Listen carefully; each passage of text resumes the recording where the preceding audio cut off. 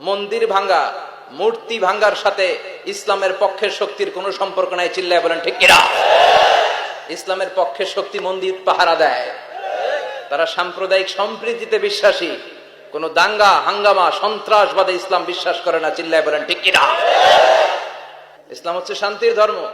আমরা সবসময় সাম্প্রদায়িক সম্প্রীতি, ভালোবাসা এটাতে বিশ্বাসী। হিন্দুরা ঢোল বাজায়, আমরা কিছু বলি না।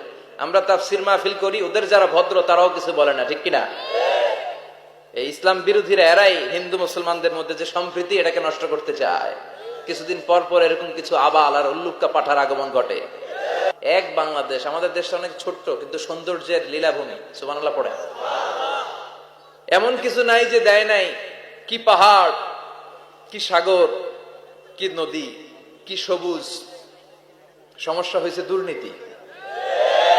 সমস্যাটা কি? আমি 5.5 বছর ধরে মালয়েশিয়াতে থাকি। আল্লাহ মালয়েশিয়ার যা দিছে এর চেয়ে অনেক ঢের গুণ বেশি আমাদেরকে দিয়েছে।